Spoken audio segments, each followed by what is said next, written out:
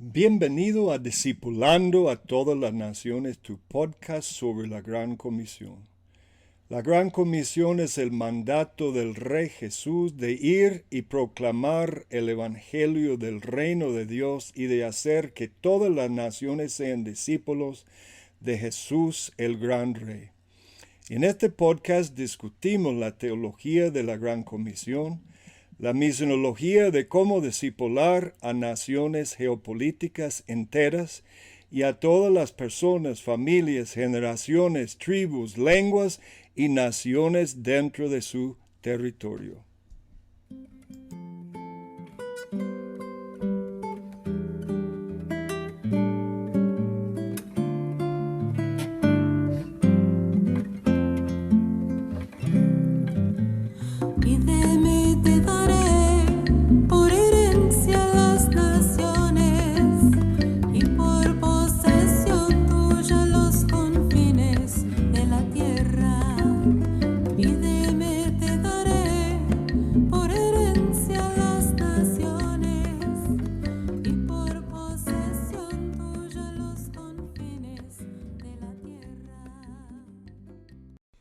En esta ocasión presentamos una conferencia dada en el movimiento estudiantil Renuevo en Costa Rica, el día 17 de marzo del año 2024. El tema de la conferencia fue ¿por qué casi todos los cristianos hoy en día son funcionalmente ateos? Muy bien. Sí, es bonito pensar que estamos reunidos como si fuera un concilio, aunque los concilios de la iglesia fueron grandes reuniones de muchos obispos y teólogos y todo esto, pero querían enfrentar problemas, controversias, herejías, enfrentamientos con la sociedad. En algunos concilios llegaron muchos de los obispos mutilados, con un brazo, faltaba una mano, porque fueron perseguidos tan violentamente que realmente era un concilio de gente guerrera. Entonces la pregunta para este espacio que vamos a contestar, que es controversial, porque es esta pregunta: ¿por qué los cristianos son en su mayoría funcionalmente ateos? Esa es la pregunta. Porque hace unos años hice esta declaración, que la mayoría de cristianos hoy día son en la vida fuera de la iglesia funcionalmente ateos. Y recuerdo que en su momento eso tuvo un impacto muy importante en la vida de Angie. Por lo menos Angie me hizo muchos comentarios que le sacudió esta realidad. Entonces lo que quiero hacer es contestar la pregunta haciendo varios puntos que nos pueda abrir los ojos de por qué los cristianos, en su mayoría, en todo el mundo, por qué los considero funcionalmente ateos. Primer punto, porque no hay nada que sea neutral. Esa es la primera trampa que atrapa a los cristianos. Casi todos caen en la trampa, especialmente los universitarios, porque es en la universidad donde nos enseñan estos principios. Objetividad, ciencia, partimos de una visión neutral al mundo y podemos juzgar al mundo desde una posición neutral. Bueno, esto es en contra totalmente de una declaración muy sencilla que hizo Cristo en Mateo 12, versículo 30, donde Él dice, el que no está conmigo, contra mí está, y el que no recoge, desparrama.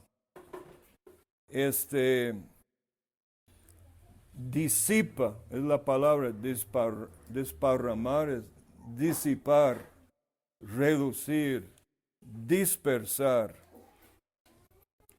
En 1963 salió una edición de la revista Time con el gran título que sacudió el mundo en su momento, ¿está muerto Dios? Muy famosa esta... Perdone que me interrumpa. Eso, la frase esta de que Dios está muerto no salió de Nietzsche. Nietzsche es el primero que empezó con esta, y Nietzsche declaró esto antes que la revista Time, pero su momento de salir a la luz en toda la sociedad fue que marcó el momento de los teólogos de la muerte de Dios. No hubo un artículo del Time. Sí, fue un artículo de Time, 1963. Se puede encontrar el artículo todavía cuando usted lo busca. Asustó mucha gente. Pero tenemos que entender qué es lo que esos teólogos de la muerte de Dios estaban realmente diciendo. Y no estaban diciendo que Dios está muerto en el sentido que sabemos que Dios está muerto, sino lo que estaban diciendo esos teólogos liberales es que para nosotros en la sociedad moderna, Dios está muerto. O sea, actuamos en todas las esferas de la sociedad como si Dios estuviera muerto. Por lo tanto, ¿será muerto Dios porque actuamos como si estuviera muerto? Entonces tenemos que, podríamos dar toda una charla solo sobre la teología de la muerte de Dios. Pero no estaban afirmando ellos que Dios está muerto, sino que para la sociedad moderna, efectivamente, Dios está muerto. Hay otra cita de Nietzsche sobre el hombre loco, que me hubiera gustado citar, pero no tuve tiempo de buscarlo, que asusta mucho, pero viene de la misma idea. Entonces,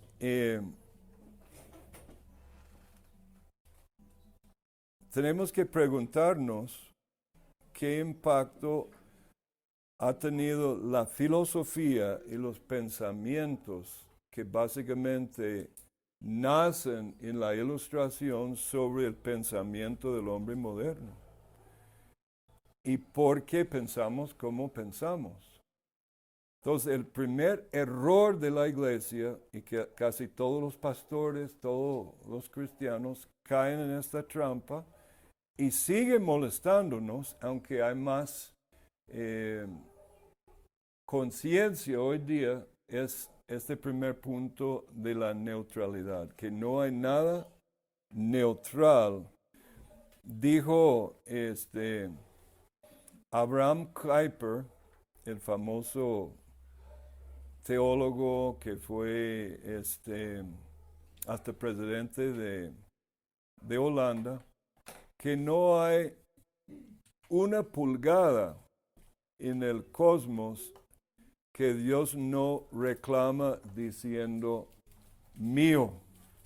Entonces, si Dios por lógica es el creador de todas las cosas y Él reclama todas las cosas, ¿cómo es posible que haya campos neutrales donde el hombre puede acercarse a este campo, sea política, sea ciencia, sea ingeniería, sea filosofía, sea educación, sea filosofía, desde una base neutral.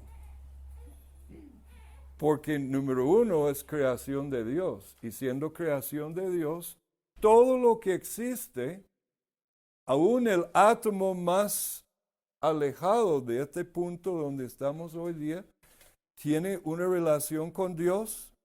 Y como nosotros somos criaturas de Dios, todo está interrelacionado con este creador y por lo tanto no puede ser neutral.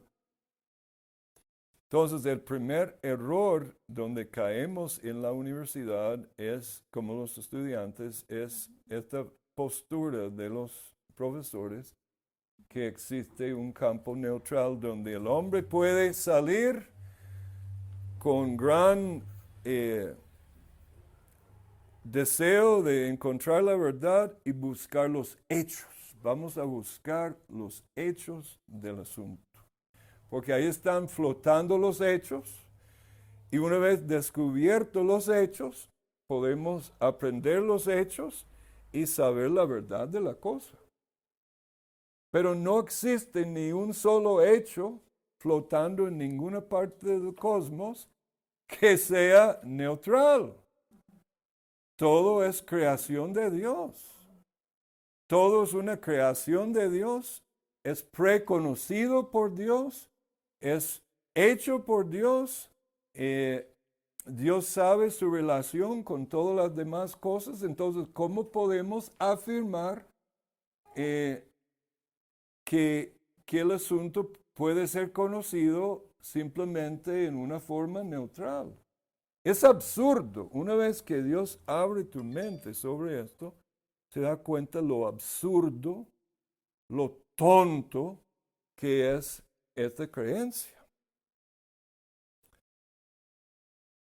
En el universo hay aproximadamente 10 a la 78 potencia o 10 a la 80 potencia de átomos. Esa es la cantidad estimada de átomos que hay en el universo. Y ni un solo de ellos existen por sí mismos. Todo es creación de Dios.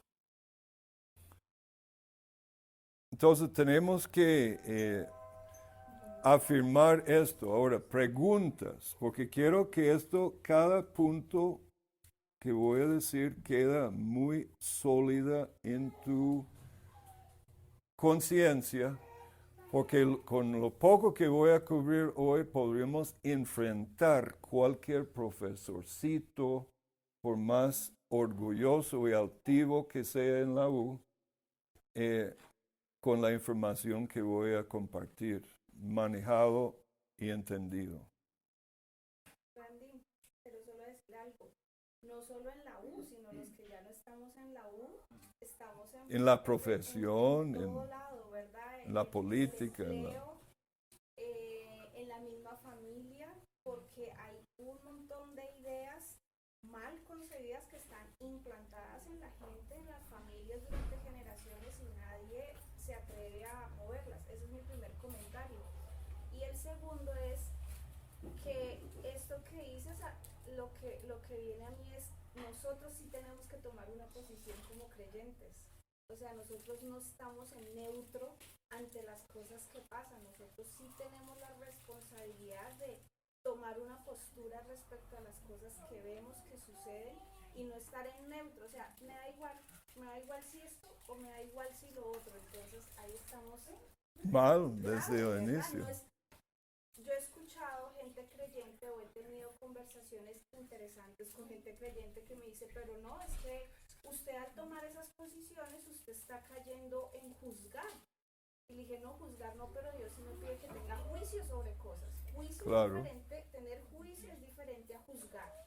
Pero la sociedad hoy día nos dice, si usted opina contrario a esto, usted está juzgando. Claro, es que ustedes los cristianos siempre pasan juzgando a la gente y todo eso. Entonces, bueno, para mí una pregunta que me ha sacado de más de un enredo con gente y le ayuda a la gente a salir defíname juzgar. ¿Qué es para usted juzgar? Pues sí, no sé qué, el juicio de valor. Le dije, usted tiene un juicio de valor ahorita contra mí, o sea, usted me está juzgando también a mí. Claro. Entonces Es imposible no juzgar. Es imposible estar neutro. Y esto que tú dices parece lejos de la cotidianidad, pero no lo está. En el empleo tienes que tomar decisiones todos los días, en la familia, con tus hijos, con tu esposo, con tu esposa. ¿Qué posición vas a tomar? ¿En qué te vas a basar? Hemos aprendido que en principios, pero esto es importante porque yo de verdad, a mí me frustra escuchar cristianos que me digan, no, a mí me da igual. O sea, a mí me da igual si sí o si no. Yo estoy en la mitad. Y yo, ¿cuál mitad ni qué nada? Este mundo no está para mitades. La postura neutral. Decir, ¿de qué lado estamos? O si no, Jesús hubiera dicho, puedes recibirme, pero pues si usted de vez en cuando quiere ir y adorar a qué sé yo, otro Dios, pues está bien, ¿no? O sea, Jesús tomó una postura en todo sentido. O el que toca y reza empata. Exacto. Entonces eran solo esos dos comentarios porque obviamente Renuevo nace como un movimiento universitario y sigue nuestro corazón allí, pero hay muchos que ya no estamos en la U y no quiere decir que esa misión o esa visión acaba ahí. Ahorita podemos estar edificando a universitarios, pero también a padres, madres, esposos, hijos, gente que necesita este colegio, gente... ¿Y no es esto una postura de la muerte de Dios? Me da igual. Ajá, exacto. Dios está muerto, no, entonces no impacta la verdad, la Biblia, el conocimiento divino sobre el asunto, me da igual. Punto 2, que es muy importante, viene de Lucas 11:52. Y claro, como no tenemos mucho tiempo, voy rápido y no podemos profundizarnos mucho. Pero un día estuve meditando mucho en este texto y creo que es muy importante para nuestros días. Dice, ay de vosotros, intérpretes de la ley, porque habéis quitado la llave del conocimiento. Vosotros mismos no entrasteis, y a los que entraban se lo impedisteis. Los intérpretes de la ley, entonces, dice Jesús, quitaron la llave del conocimiento. Ellos no entran y al quitar la llave del conocimiento, impiden que otros entren. Entonces, hay que preguntarse varias preguntas. ¿Qué llave es esta a que se refiere Jesús? Y una llave abre una puerta. La puerta es la puerta del conocimiento. Entonces, ¿qué es la llave que abre la puerta del conocimiento? Francis Schaeffer habla del campo de conocimiento. Y cuando pensamos en el campo de conocimiento, podemos pensar en 4 campos. El campo de lo infinito, que es el campo de conocimiento divino. Él sabe todas las cosas. Luego hay un campo reducido, lo que es posible que el hombre puede conocer. No lo conocemos, pero dentro de lo que Dios permite, el hombre puede conocer este campo. Luego tenemos el campo de lo que los hombres conocen, que es un campo que puede estar creciendo. Y el cuarto campo es el campo, lo que yo conozco, mi conocimiento personal. ¿El segundo cuál es? lo que es posible conocer. que todavía no conoce, Porque dice las cosas ocultas son de Dios, pero lo que Dios permite, Él nos da. Entonces, puede conocer. es posible conocer Es que usted dijo esa y después dijo la tercera, que es lo que el ser humano conoce. Entonces, lo que sí conocemos. Una cosa lo que o sea, la segunda Sí. es lo que no conocemos, pero podríamos conocer porque Dios lo permite. Exacto, Es así. esa es la La segunda. tercera es lo que sí ya se conoce. Sí, usted no lo conoce porque usted no tiene todo el conocimiento de los hombres, ni yo. Pero si combinamos todo el conocimiento del hombre, de los hombres, es un campo de conocimiento. Y este campo puede crecer porque queda dentro del rango de lo que Dios permite que el hombre conoce. Entonces son 4 campos. Entonces, la llave que abre el campo de conocimiento de lo que el hombre puede conocer es la fe.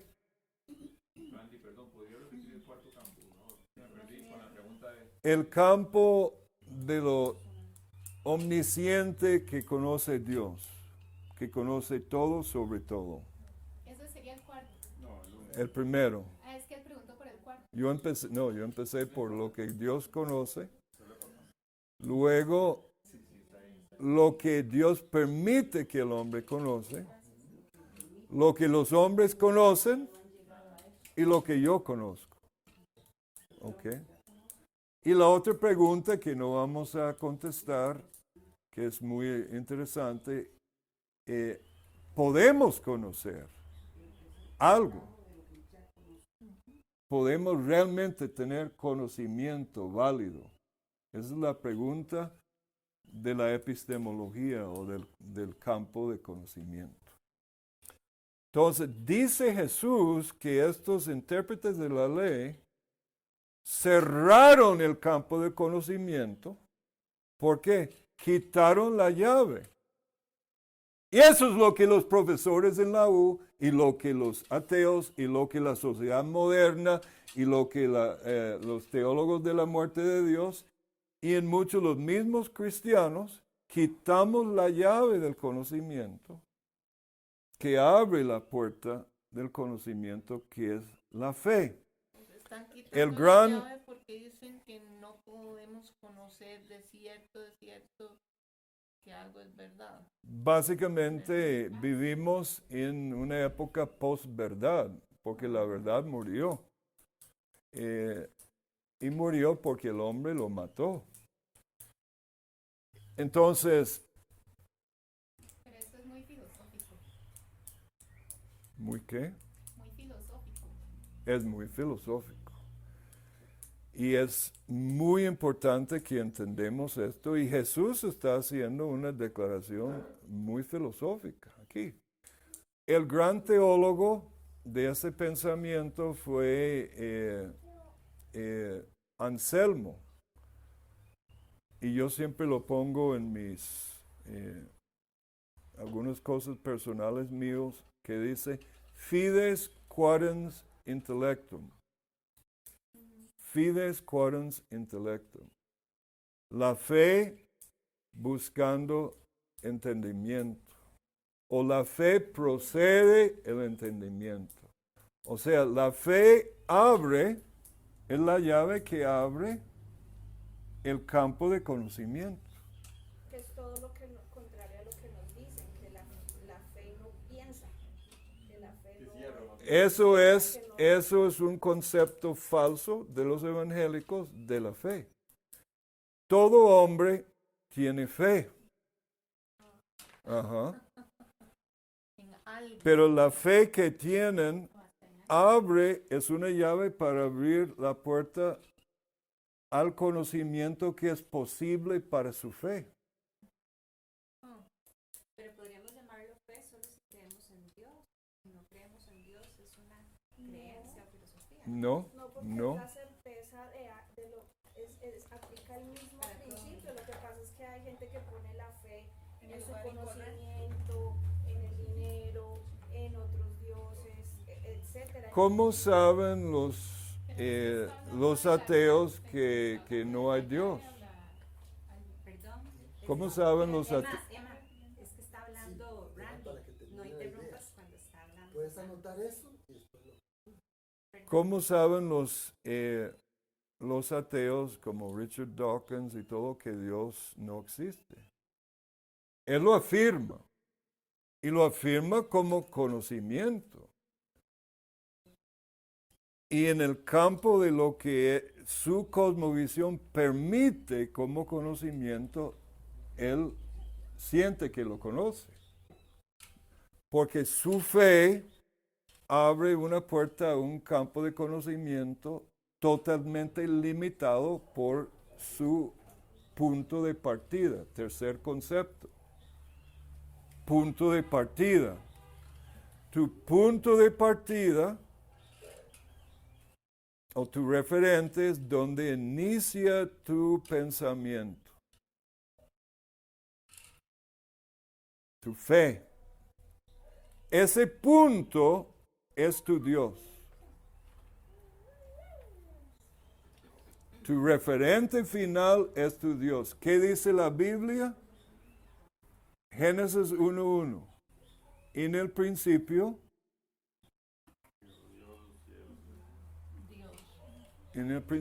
creó Dios, o en el principio Dios creó. La Biblia no comprueba a Dios, la Biblia afirma a Dios. Entonces su punto de partida es Dios. Tu sistema de pensamiento, tu cosmos, las potencialidades, las posibilidades del mundo de tu conocimiento son absolutamente limitados a tu punto de arranque. Y ese punto de arranque, este referente, ese punto de partida es efectivamente, funcionalmente tu Dios. El profesor en la U, los filósofos donde trabaja nuestra hermana, Jorleni, absolutamente tienen fe, porque tienen que tener un punto de partida, y ese punto de partida es su Dios. Y su cosmos, su mundo, las potencialidades, las posibilidades de su sistema están totalmente contenidos en este punto de partida. Este punto de partida es su Dios. Entonces, ¿qué pasó con el hombre moderno? A mí me gusta mucho el ejemplo de Jean-Paul Sartre, existencialista. Él tiene un teatro que se llama A Puerta Cerrada. Lo puedes ver en YouTube. Muy importante. Como él empieza absolutamente en el yo, en él básicamente dice que el hombre está atrapado en sí. Y cada ser humano está atrapado en sí y no puede salir de sí. Y vive en un mundo donde estamos juntos, pero todos atrapados dentro de nosotros mismos. Y vivimos a puerta cerrada. ¿Por qué? Porque nuestro punto de partida como hombres modernos somos nosotros. La modernidad empieza con Descartes, que dice cogito ergo sum. Pienso, luego existo. ¿Dónde empieza Descartes? En él. Entonces, su mundo no es más grande que él. Entonces, todos los problemas psicológicos, mentales, el colapso de la sociedad moderna viene porque el hombre moderno empieza consigo mismo. Su universo no es más grande que su propia cabecita, quedó atrapado en sí. Y él dice esto, y era cristiano católico, y está a la vuelta de la esquina entonces el existencialismo, el postmodernismo y todo el colapso de la moral y la sociedad hoy día. Entonces vuelvo a lo que dijo Jesús. ¿Qué dijo Jesús? Ay de vosotros, intérpretes de la ley, porque habéis quitado la llave del conocimiento. La fe, y claro, él está hablando la fe en Dios.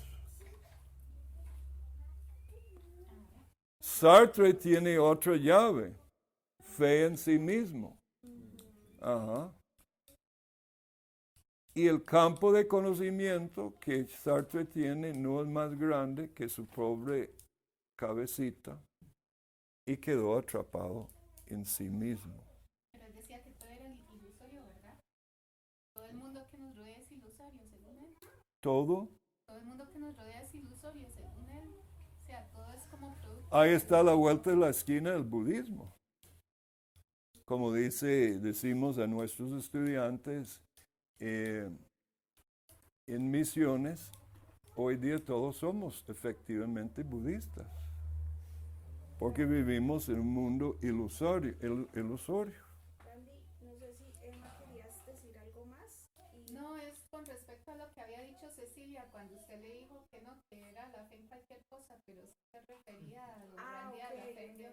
Ahora lo acaba de decir. Okay. Y Pablo quería decir algo. No, quería preguntar si, así como la fe es la llave del conocimiento, también podría tener la capacidad de cerrar algunas puertas del conocimiento. Claro, Cerrando algunas lo que tu red puede pescar, no puede pescar, no es pez. ¿Otra vez? Lo que tu red no puede pescar, no es pez. Entonces, mi fe, si soy Richard Dawkins, que es mi red de pesca, no puede pescar ni Dios, ni ángeles, ni milagros, ni nada, porque es imposible. ¿Cómo conozco que es imposible si fuera Richard Dawkins? Por la fe.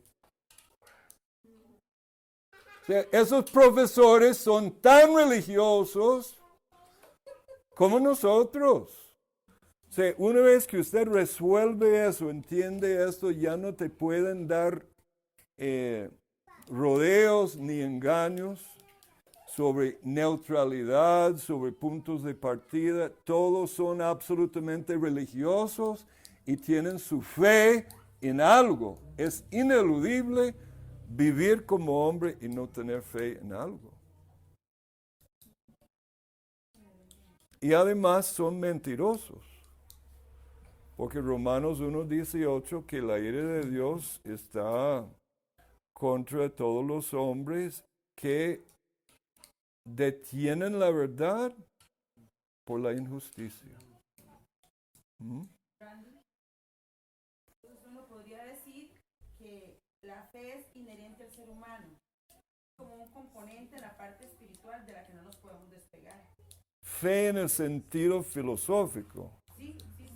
Y el engaño para nosotros los cristianos es confundimos fe con fe en un Dios concreto cristiano, que es la fe nuestra.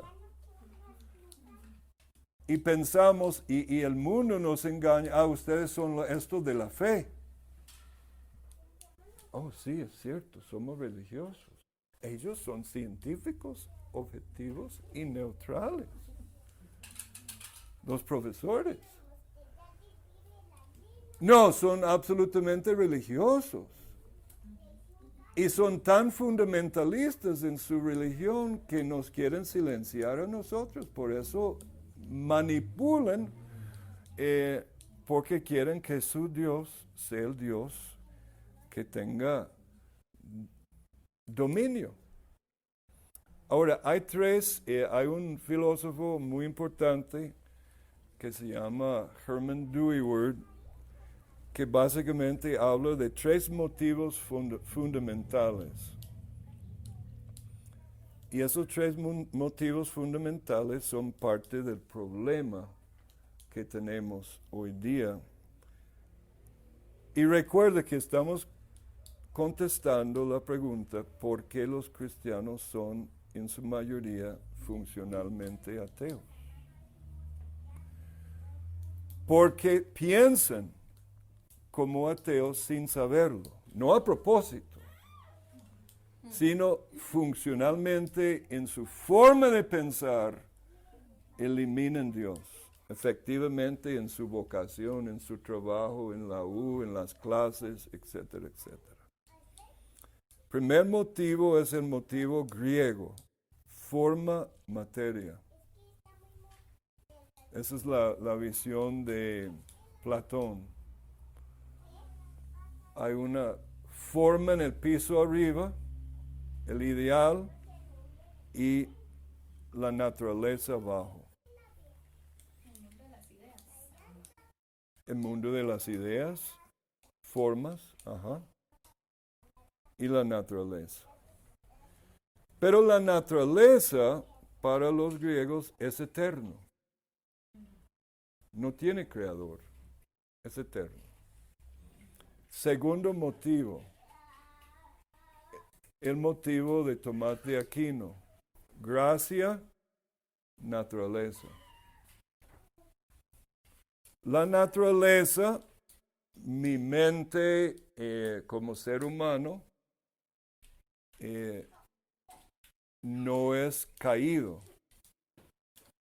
Mi mente, mi habilidad de descubrir la verdad racionalmente es tan intacto como lo fue en Adán, según Aquino. Pero lo que me falta es la gracia. Entonces necesito gracia sobrenatural que viene sobre mí, que me puede salvar. Eso se llama gracia superaditum. Es algo puesto encima del hombre natural.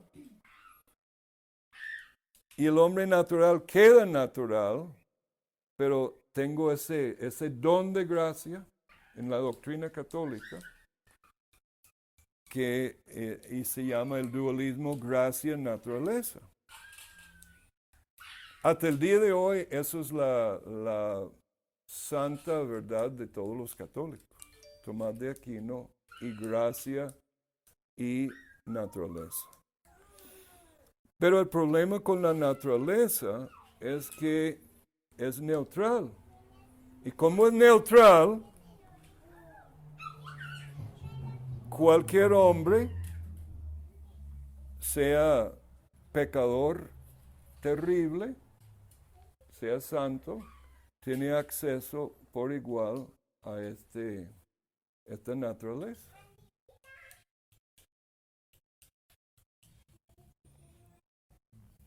Hay que pensar sobre las consecuencias de esa cosmovisión católica.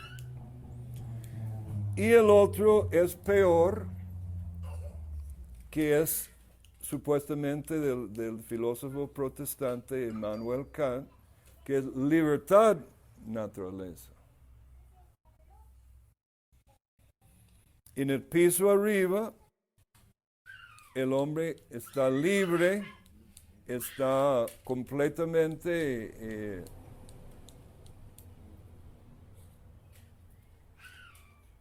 él no sabe que existe Dios, no puede saber que existe Dios, pero postula que existe Dios. Y abajo está la naturaleza, que es el campo de la ciencia. Eso sería agnóstico. No, eso sería la forma de creer de Kant. Puede ser ateo o agnóstico, los dos. Kant, la diferencia con Kant, en el piso arriba está la libertad, en el piso abajo está la ciencia y la naturaleza. Nota que en los tres, en el piso abajo está la naturaleza. En el primero, los griegos, es eterno. y las formas controlan lo que es la materia. En el segundo, la gracia es algo que se agrega encima. En el tercero, el hombre queda libre en la parte moral, en la parte de ideales. También ahí arriba, en el piso arriba, está Dios y abajo está la ciencia, la naturaleza. En los tres motivos fundamentales, o lo que Dewey llamó ground motivos, la parte de la naturaleza ha sido el continuo engaño desde los griegos, los católicos y ahora los modernos, que esa parte es accesible por igual a todos los hombres, porque nuestra mente no es caído, sino podemos conocer la verdad de los hechos por nosotros mismos. A ver si todos están conmigo hasta aquí. Yo no entendí bien lo de cambio. Yo lo siento. Y lo de las formas en la parte de los griegos. Cuando yo percibo que la gente no está comprendiendo, lo siento. Y no deje que el lenguaje mío filosófico los confunde, porque no es tan complicado este asunto. ¿Quiere el comentario de la hermana? No entiendo qué es en el mundo de los griegos las formas. Y lo de Kant definitivamente no lo entendí. Ok, son motivos que motivan cómo el hombre piensa, ¿verdad? Los motivos es lo de los griegos. Las formas. Los tres motivos. Son tres. Los griegos, forma, naturaleza. Católico, gracia, naturaleza. Esa sí la entendí, esa es la única. Y tercero, libertad, naturaleza. Pero lo de las formas de los griegos que controlan la naturaleza, ¿es usted en el piso de arriba? ¿Qué se refiere al mundo espiritual? Mundo de ideas, sí. Ideales y ideas. Eso es platónico. ¿Y con lo de libertad naturaleza? Todo lo que no es físico, que se puede tocar, Pero es que probar, dice libertad ver. naturaleza. todo eso es naturaleza que Sí. está abajo. Y la parte de lo de La forma es lo de arriba, lo que no es material. Ideas, conceptos. Correcto, Ana. Todo eso. ¿Y qué es lo que dice entonces Kant con respecto a eso? Porque lo de aquí no lo entendí perfectamente. Tener gracia aunque haya pecado. Porque yo conservo la forma de Adán. O sea, Adán tenía... Es que la gracia viene sobre el hombre natural, pero no mata al hombre natural. Eso es lo de Kant. El hombre natural queda intacto. La naturaleza, la mente, como no está caído, entonces no necesita. La doctrina protestante es la doctrina de la total depravación del hombre. Mental, espiritual, en todo sentido. Somos seres caídos.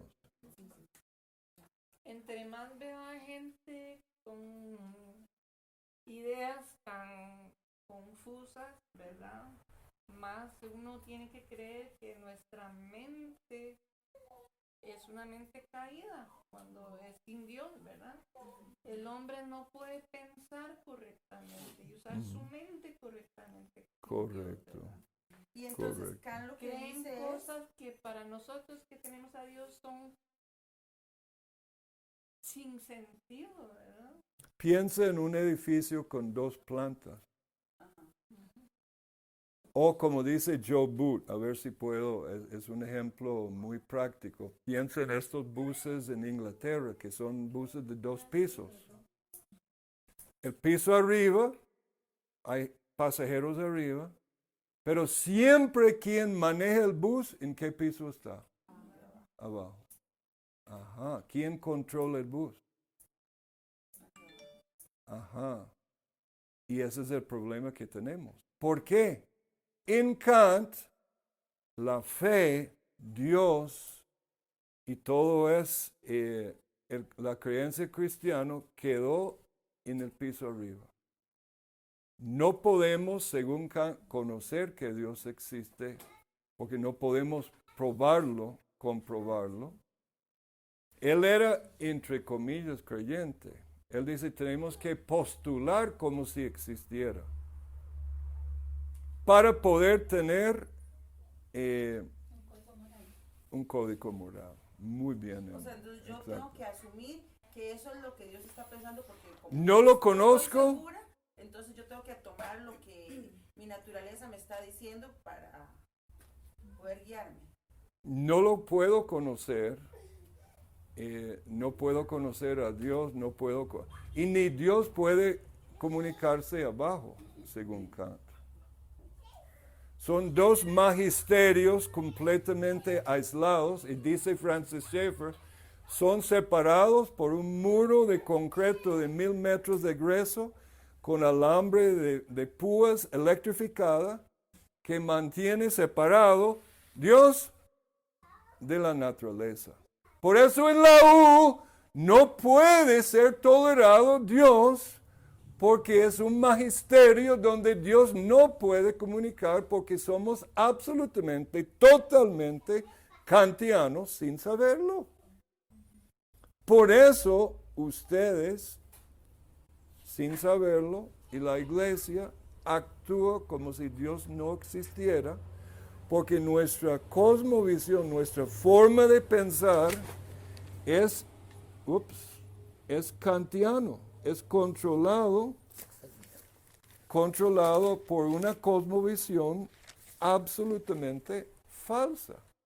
Entonces, Y el magisterio de la ciencia, todas las ciencias, queda abajo, y el magisterio de la fe queda arriba, y los dos no pueden comunicarse. Solo para vivir moralmente tenemos que postular como si Dios existiera. Sí, básicamente lo que está afirmando es que no podemos conocer a Dios, no podemos decir que Dios es real, pero para que no haya tanto caos en este mundo debemos actuar como si existiera, como si sí existiera. Y por eso es que también Randy nos dice, no meta a Dios en la política, no meta a Dios en esta esfera, Dios no tiene nada que ver en esto. O sea, como que nos separan completamente de las esferas de la sociedad, y por eso ese es el discurso. Ay, no, usted cree en lo que cree, pero no meta a Dios en esto. Pero ¿cómo sabe Kant que Dios no puede venir en el piso abajo? ¿Cómo sabe Kant que tenemos que postular y que no puede haber una... Él no lo sabe por fe. Es una declaración filosófica por fe. Y nosotros caemos en la trampa y dejamos que los profesores nos meten su paquete sobre nuestras mentes y empezamos a pensar sin saberlo como ellos en todos los campos. Por eso es tan difícil que ustedes comprendan esto, porque a mí me costó años desenredarme de lo que me enseñaron desde la escuela, colegio, universidad, para empezar a entender y pensar con claridad sobre el asunto. Eso se llama la transformación de la mente. Pero es tan sencillo. ¿Por qué? Si mi punto de partida es Dios, y entiendo que Él es creador de todos los hechos, gobernador de toda la realidad, entonces ya comprendí lo que dijo Juan. Vosotros tenéis una unción y conocéis todas las cosas, o sabéis todas las cosas. ¿Cuál es la palabra? Conocéis todas las cosas. Yo nunca entendí esto. Yo no conozco todas las cosas. Es una declaración filosófica. Porque potencialmente conociendo a Dios, tenemos acceso a todo el conocimiento de este campo, el segundo campo de conocimiento, de todo lo que es permitido al hombre conocer. Tengo acceso a este campo. Y si busco a Dios, Dios me puede revelar cosas sobre una planta, un animal, un hecho científico. Dios me puede alumbrar porque Él conoce todo. Es que son ellos que tienen la mente achicada y están atrapados en sí, no nosotros. Nosotros tenemos acceso a conocer todas las cosas que es permitible al hombre conocer. Eso es lo que Juan está diciendo. No es que conocemos realmente todas las cosas, pero tenemos una unción, el Espíritu Santo que mora en nosotros, que nos da acceso. Por eso yo estoy disfrutando mucho recientemente un economista que es tiene una nueva teoría de economía, que él lo fundamenta en el logos. En el principio era el verbo, y el verbo era Dios, el logos. Y dice que los científicos parece que todo el universo es como resultado de una palabra, el logos. Porque detrás de todo, hoy día los científicos entienden que hay información. Y la única fuente de la información es una mente. Entonces, él dice que esto abre un mundo de potencialidades. No el net zero, ¿cómo se traduce net zero, Angie?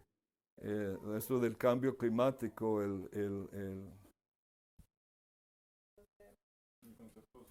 net zero, ¿Carbono cero? ¿Carbono cero? Sí, cero neutral. Ajá, cero neutral o cero neto. Reducir la huella de carbono. Que hay un pastel y el pastel es limitado. No, el pastel no está limitado. Esa es una visión marxista. El pastel es completamente abierto por la potencialidad que Dios tiene en todo su maravillosa creación y lo que Él quiere revelarnos. No está limitado. Bueno, los estoy enredando con eso. Sí, hablan de que se acaban los recursos Ahora, en la tierra, ¿verdad? algo que les puede ayudar, que es una cita de C.S. Lewis, a ver si lo puedo citar. Él dice, creo en el cristianismo como creo que se levantó el sol hoy día. No porque veo la luz, sino por medio de él veo todo, o Sí, todas eso las es. cosas.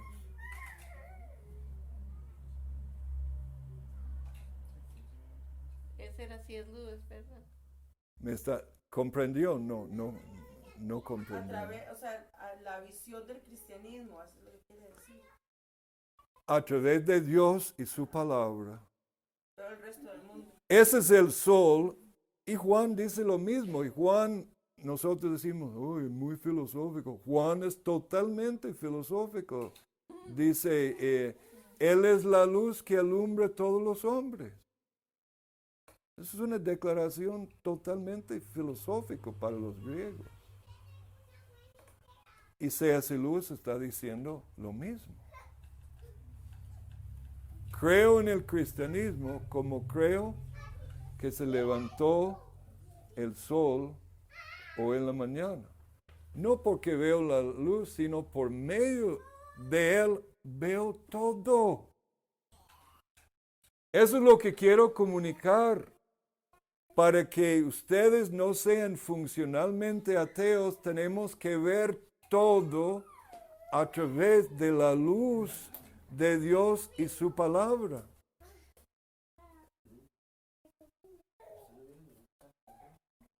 ¿Me están comprendiendo? Creo que es lo que Iván nos ha estado diciendo durante muchos años sobre no sacar a Dios de ninguna de nuestras áreas. El día que dejamos de hablar de Dios, ese día empezamos a retroceder.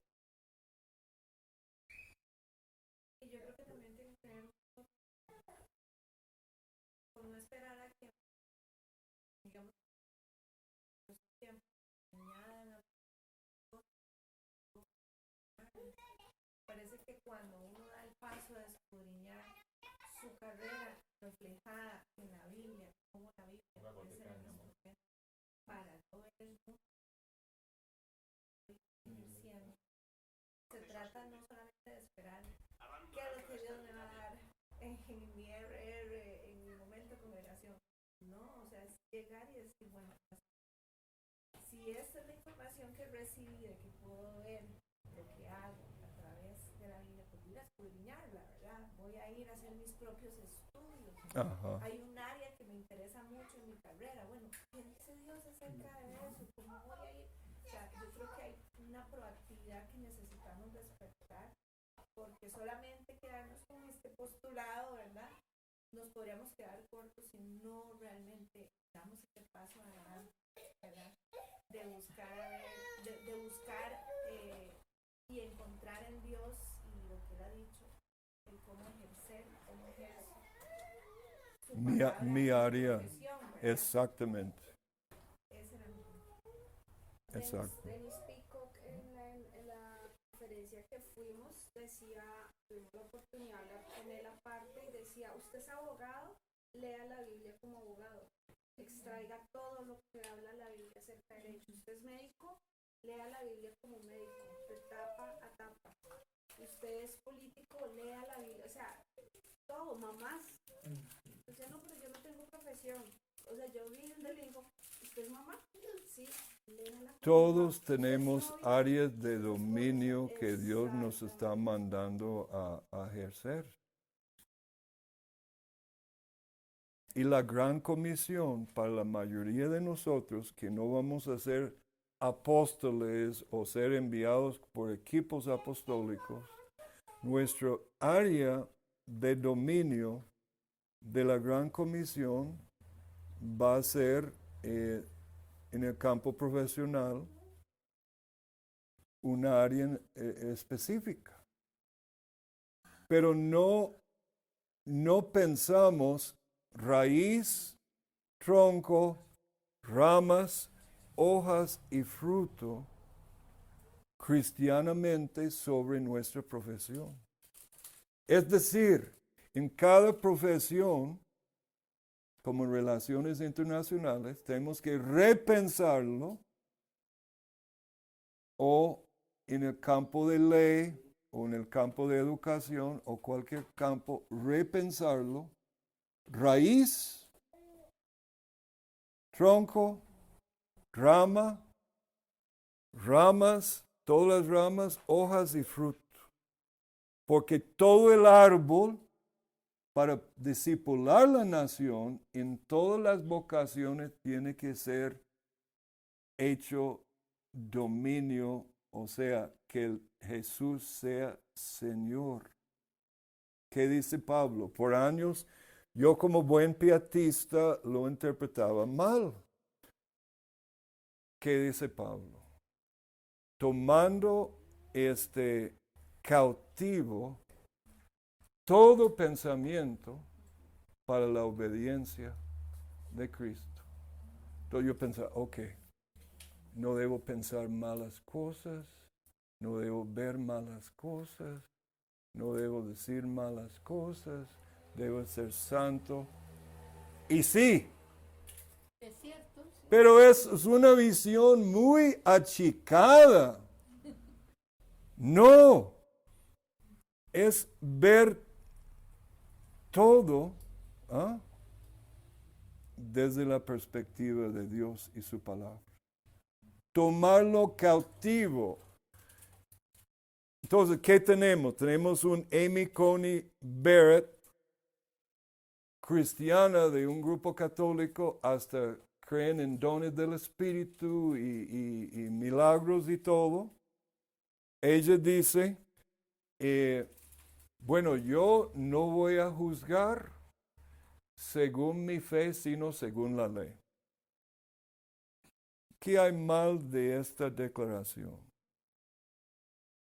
Claro, ella dijo cuando estaba siendo puesto contra la pared en el juicio donde la iban a juzgar los senadores y congresistas, y la iban a aprobar como juez de la Corte Suprema, no. Se separó las dos cosas, se puso a un lado, o sea, como si fueran pisos aparte. Es absolutamente kantiana. Quiso ser políticamente correcta, dejar de lado. Fe, ¿dónde está su fe? Arriba. ¿Dónde está la ley? Abajo. O el presidente de la Corte, de la Sala Cuarta de Costa Rica, tuve cierta relación con él y lo estaba pescando para un proyecto que iba a influir en toda América Latina. Finalmente se echó atrás y me dijo, es que me puede perjudicar, hermano Randy, es de Asambleas de Dios, me puede perjudicar mi neutralidad como juez. ¿Qué? ¿Qué fue el primer punto? ¿Dónde empecé? No hay neutralidad. Él presupone que él como juez es neutral. Toda ley parte de su fe y esta fe parte de su concepto o su cosmovisión y su ética y su moral. Ninguna ley es neutral. Toda ley se fundamenta en un Dios. Randy, pero qué triste cuando la Es un engaño. y cuando esos jueces tienen que a partir de una ley contaminada dictaminar.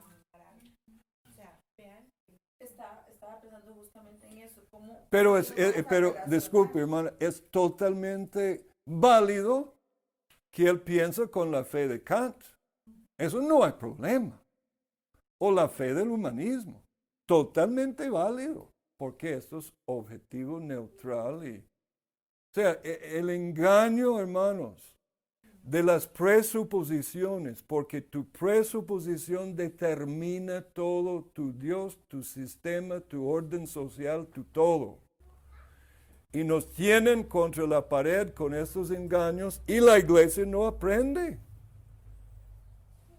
Pero entonces una persona de esa no debería de aspirar a ser juez. No, ya lo es. No, bueno, Sí, pero no, no pero debería de. entonces, dice sí, ella. cualquier otra persona entonces no debería de aspirar. Entonces, ¿cómo podríamos? Claro, debe aspirar a ser juez, Sí. pero juez cristiano. Más bien lo necesitamos gente que sí deje permear su fe en toda su vida y su ejercicio profesional.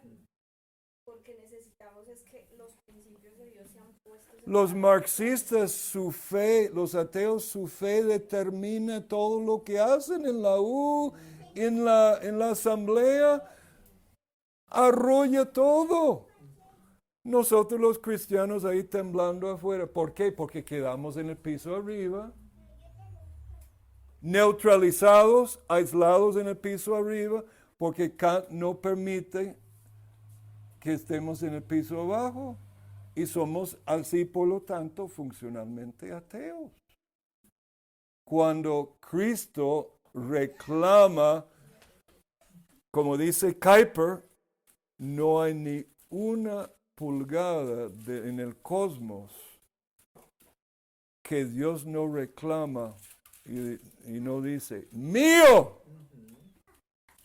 No es de Nietzsche, no es de Marx, no es de Darwin, no es de tu profesor mentiroso. Es Campo quien es el dueño, Dios, el creador del cielo y la tierra. y nosotros sus siervos y habitantes en su reino. Sí, vamos. Qué interesante, Randy, a lo que nos estás llevando. Porque yo voy a la parte práctica de toda esta filosofía. Amén. Porque la filosofía es la que está moviendo el mundo. La pregunta es, ¿cuál es la nuestra? Exactamente. ¿Cuál es la nuestra? Porque no podemos tragarnos esas cosas.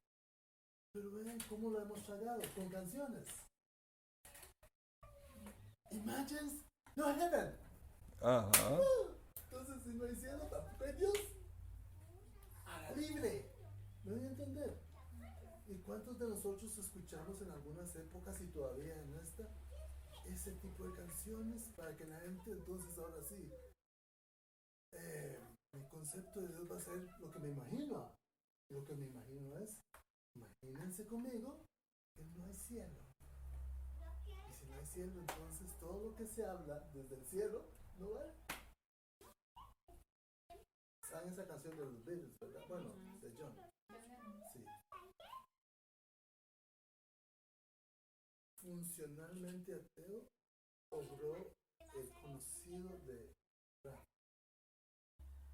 porque antepuso a lo que él denominó fe una concepción filosófica que aparta la fe de la acción natural de Dios. Exactamente. Cuidado todos ustedes que ya están en el ejercicio profesional, que cuando digo, mejor no digo esto, porque me pueden despedir. Y resulta que a qué hora el mundo va a oír la verdad y empezar a cuestionar su preposición del mundo. La propuesta que le vendieron en el colegio, en la escuela, en la universidad, porque a todos nos la vendieron. De hecho, yo tengo TP normalmente los viernes con Randy. Y mientras yo lo esperaba, Randy, dos muchachitos, uno homosexual y otro en camino, estaban a 5 metros de donde nos sentamos nosotros y estaban hablando filosóficamente. Y hablaban Ayer, Sí, ayer, detrás de ti estaban esos dos, uno con aretes rojos. Wow, De no hecho, los vi. De hecho, María, que estaba con nosotros, Ujú. conoce al de aretes porque salió del colegio de Moravia, donde ella era francés. Entonces, él la reconoció y dijo, ¡hola! Y ella, pues, ella no le dio francés, pero sí lo reconoció como parte del colegio. Y teníamos una conversación, y yo me lo tiré, ¿verdad? Porque yo estaba sentado ahí oyéndolos a ustedes, oía a los de atrás, hablando de hamburguesas, oía a estos hablando de filosofía, y otro de cómo entrarle al novio de la otra, y así, diferentes conversaciones, ¿verdad? Muy, muy profundo. La soda de educación, por si quieren ir a tirarse rollos profundos. Quieren educarse. Y ahí van a salir los futuros educadores, entonces. No comentan de la clase, comentan el fruto de su fracaso, porque entraron para aprender algo y solo salieron chateando, pero sin internet. Chatting ahí Ujú. Entonces me llamó la atención porque empezaron a juzgar el cristianismo usando las dos posturas filosóficas, ¿verdad? Si se pierde o no la salvación, y hablaban en esos términos, pero en ningún momento mencionaron a Cristo. ¿Por qué? Porque es una posición en donde podemos agarrarnos y hablar de eso sin meternos con Dios. Ujú. Yo me quedé frío.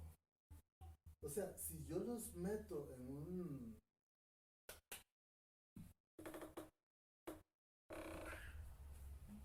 Se me fue. Asambleas de Dios tiene un instituto, ahí está. Instituto Si Bíblico. entramos en un instituto bíblico, independientemente de la denominación, y ellos entran, se podían entender. Se podían entender. ¿Por qué? Porque sacamos a Dios de la ecuación. Estudiemos a Dios, pero que Dios no se meta en esto, aunque lo estemos estudiando. O sea, por eso tenemos que volver a tener un celo por los santos.